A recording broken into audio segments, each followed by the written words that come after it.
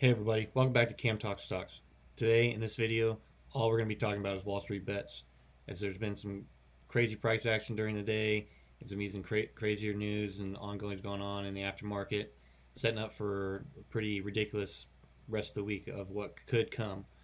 Obviously, the biggest news is GameStop kept soaring, AMC was running today, and then all the other heavily shorted stocks like BlackBerry, Bed Bath Beyond, Virgin Galactic, FOSL, and Nokia have all been running, all on the hype train for Wall Street's bets. And then there's quite a bit of reaction in the media. You have many prominent figures talking about it. You have Mark Cuban, Elon Musk, Dave Portnoy from Davey Day Trader, and then you have politicians from AOC, Elizabeth Warren, even Biden's press secretary today got asked about it.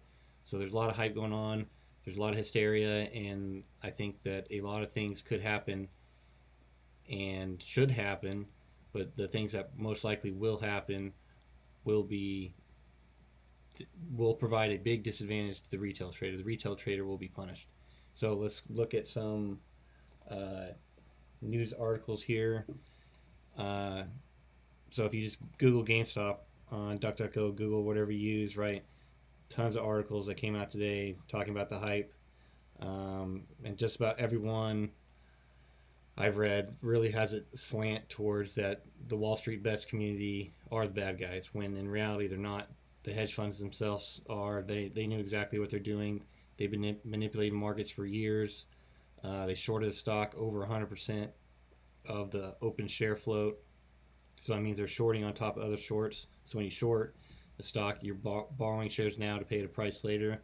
So their borrowed shares were lent out to other people to short on top of it. So that's how you get over to 100%, and squeezes like this happen. So if we just look at this article here, this is on MSN, I'm pretty sure it's by CNET. They have a couple that are pretty ridiculous, but section I want to look at down here, if I passed it this time or not. This Michael Pachter guy is talking about, he's a longtime video game industry analyst for Wedbush, basically saying what's happening is that it's a Ponzi scheme, referring to a form of fraud that appears to make money, but in fact is only propped up by funding from new investors. There's a point where it will go down. Well, if that's a Ponzi scheme, every single stock's a Ponzi scheme, right? Because it's a one-to-one transaction. There has to be a buyer for a seller. So the reasonings for people to buy don't have to make sense. They don't have to make sense to you. Everybody has a reason to buy. Everybody has a reason for value, and that's what I think a lot of people in the media are missing, is they don't or will not accept the fact that there's a lot of people out there that are using this as like a big FU or punch at the man for everything that's gone down since the financial crisis 2008, when a hedge funds causes the entire market crash, and then they are bailed out by the government, but the average Joe is punished. They lose their job, they lose their house, they have to start back from nothing. They're going to get bailed out. And you look at it now, people are forced not to work. The government forces them not to work, and they still have bills to pay. They have $1,000 rents each month to pay, and the government's like, oh, here's $1,200, and then, oh, we need some more money. 8 months later, oh, here's $600, and then look at now, we're going to get you a $2,000 stimulus right away. It's going to be the first thing we're doing. Oh no, now they're not even going to look at it till March, and then they said it'll be down to $1,400. So people are on their last limb, and this is a way for them to stick it to the man, right? So that's one of the bigger reasons I think people have got on this hype train. Is they're seeing what these guys are actually doing. They know how corrupt Wall Street is in a lot of ways, and different reasons and things that they've done for years that have affected the average person. And if they can buy one share and join in their misery, they're going to do it. So on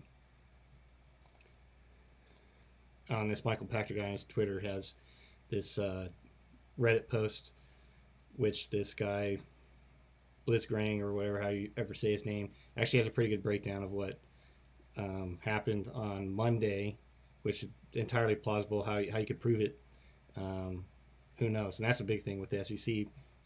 People asking to get investigated. So we'll look at the next one here.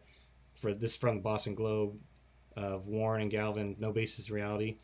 I mean, it's happened before, right? So in 2008, Volkswagen had a short squeeze where it became the most valuable company in the world, and for GameStop to do it or have the similar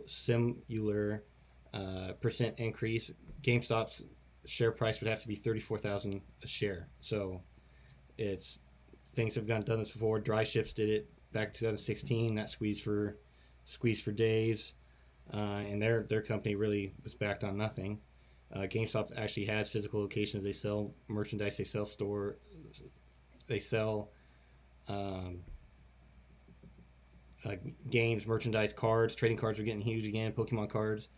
So they have retail, which is booming, especially during these pandemic months with everybody playing video games and being forced to stay inside. So Massachusetts Secretary of State William Gavlin says certainly on their radar. He's like, I'm concerned because it suggests there's something systemically wrong with options trading on this stock, which I think is incorrect. Like the options trading, there's nothing inherently wrong with the options trading. It's what happened previously. It was the first action of everybody being short. The options trading is just magnifying that effect down the road. And then Elizabeth Warren gets her statement, which she's a person that I don't politically align with, but I agree with her almost completely here. With stocks soaring while millions are out of work, struggling to pay bills, it's not news that the stock market doesn't reflect the actual economy. I think that's pretty obvious when you inject trillions of dollars made out of thin air into the economy, and the Fed increases its balance sheet by $4 to $5 trillion, which is 25% of GDP. But for years, the same hedge funds, private equity firms, and wealthy investors dismayed by the GameStop trades have treated the stock market like their own personal casino while everyone else pays the price. I mean, and that's exactly true. I completely agree with you there. So with that, everybody's getting the news on this and the hype. And so obviously Reddit's getting pressure, Discord's getting pressure, and they caved. So Reddit's forum was taken down for about an hour, and then they were permanently banned off Discord today. And as you see here in this article, Discord's official statement: today we decided to remove the server and its owner from Discord for continuing to allow hateful and discriminatory content after repeated warnings. It added that the ban had nothing to do with any talks of finance or stock that happened among WallStreetBets users. That's last sentence obviously is just a safe face. They knew what they were doing. They got pressure and they caved and they took it down, right? So if people were saying these hateful and discriminatory things, why wasn't it taken down the day before, or the day before that, or week before that, right? So there was obviously a catalyst of why they did it, and it was literally because the big fish that control everything wanted it taken down. And as you can see here by looking at aftermarket charts,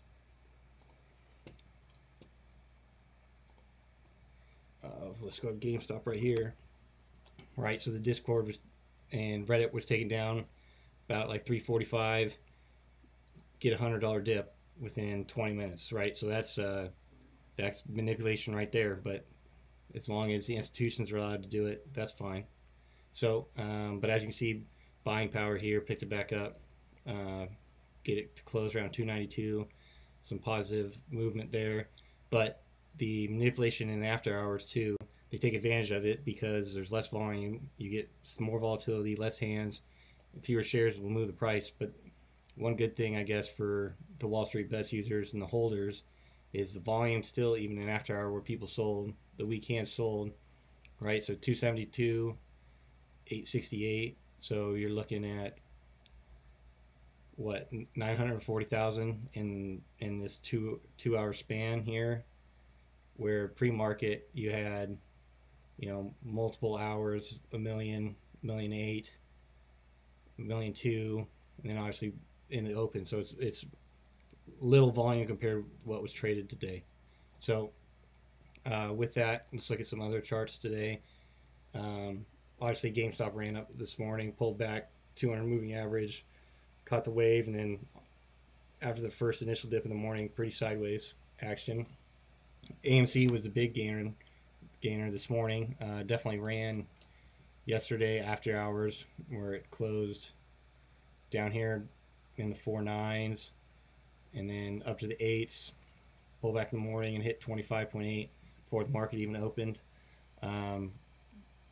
and then obviously sold off, right? That's just a huge move pre-market, and every time you get a monster move like that pre-market, you usually get a pullback, but recovered pretty good from the $11 range, and then had positive momentum all afternoon, but similar dip after hours for AMC. So another one we can look at is BlackBerry.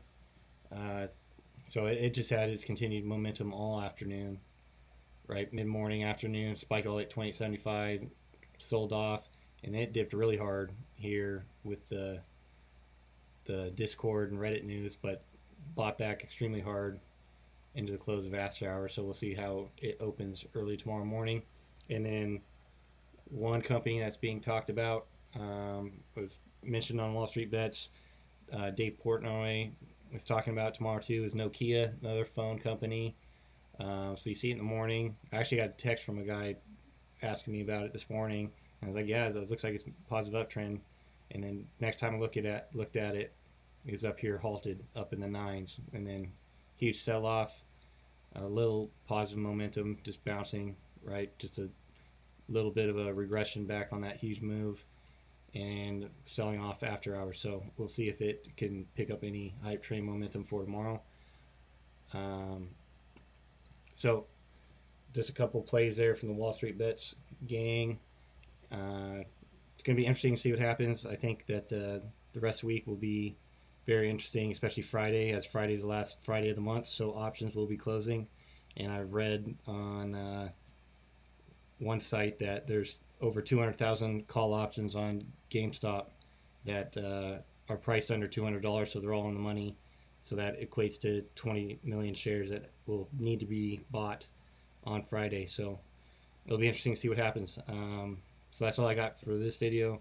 Hope you got something out of it. If you did, let me know in the comments. We'll see you in the next one.